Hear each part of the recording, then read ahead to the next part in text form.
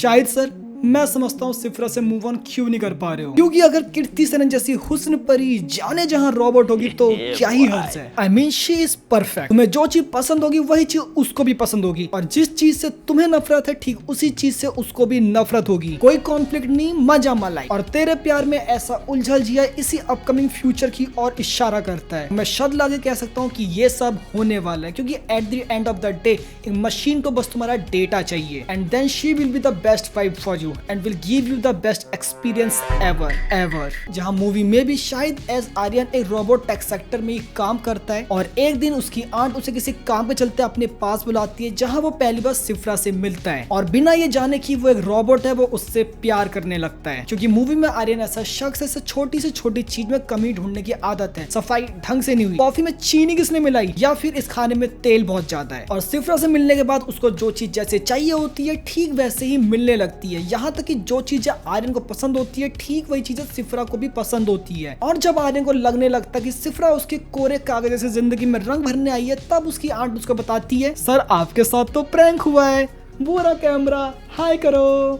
और ये भी बताती है कि सिफ्रा के अंदर आर्यन का सारा डेटा अपलोड किया गया था, और इसीलिए वो इतने अच्छे से एक्ट कर रही थी। लेकिन तुम लोग मर्द जात को तो जानते ही हो, अगर तुम्हें या मुझे आज पता चले कि हमारे स्कूल का पहला क्रश एक रोबोट है, हम तब भी शायद उसको पसंद करेंगे। और ठीक ऐसा ही आर्यन के साथ होता है। भाई बंदा अपनी शादी से भाग जाता है और डिसाइड करता है कि अगर शादी करूंगा तो सिफ्रा से करूंगा, नहीं तो नहीं करूंगा। और किसी तरीके से अपनी आंट को मना लेता है कि वो सिफ्रा को इंडिया भेजे, और उसके बाद वो उसको अपनी फैमिली से भी मिलवाता है, और यहीं से सारी मुश्किलें स्टार्ट होती है। क्योंकि at the end of the day सिफ्रा एक रोबोट है, उसे तुम जो कमांड दोगे वो उसे पूरा करेगी, मगर बिना किसी ह्यूमन इमोशन के। जैसे जब आर्यन के दादा बेहोश हो जाते तो सिफ्रा उनको नियरेस्ट हॉस्पिटल के नाम पे एक पेट के हॉस्पिटल में ले जाती है। सिफ्रा मैं तेरा खून पी जाऊंगा। और बस इमोशंस और लॉजिकल थिंकिंग ही है जो फिलहाल रोबोट्स में नहीं है। क्या मतलब चिट्टी को तो प्यार हो गया था, लेकिन इसके बावजूद भी आर्यन सिफ्रा से शिद्दत वाला प्यार करता है। फाइनली सब कुछ ठीक चल ही रहा होता है कि तभी सिफ्रा के अंदर का वायरस या फिर मालवेयर आ जाता है, और वो हर टास्क कंप्लीट करने लगती है जो उसे एक टाइम पे करने से मना किया गया था, जैसे पूरी दिल्ली में आग लगाना। और अगर कोई भी शख्स उसको वो टास्क कंप्लीट करने से रोकता है तो वो उसको बिल्कुल नहीं छोड़ेगी, भले फिर वो आर्यन ही क्यों ना हो। और सीरियसली वो सीन मेरे लिए काफी ज्यादा शॉकिंग था कि मार दिया ऐसे कैसे, क्योंकि आर्यन सिफ्रा से कितना ज्यादा प्यार करता है वो उसके छोटे छोटे एक्शंस में दिखता है। जैसे जब उसको मालूम नहीं था कि सिफ्रा एक रोबोट है, वो उसके लिए ब्रेकफास्ट बनाता है, और जब उसको पता चल जाता है कि सिफ्रा एक रोबोट है और पार्सल वाला उसको नीचे गिरा देता है बॉक्स को, तो उसका गुस्सा करना कि ढंग से चलाना।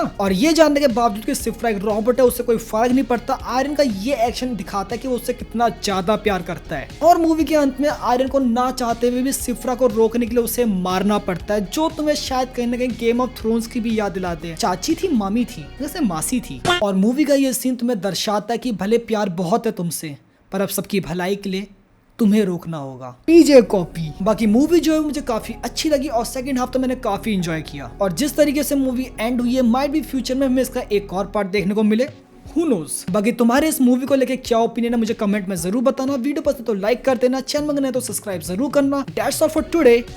Bye.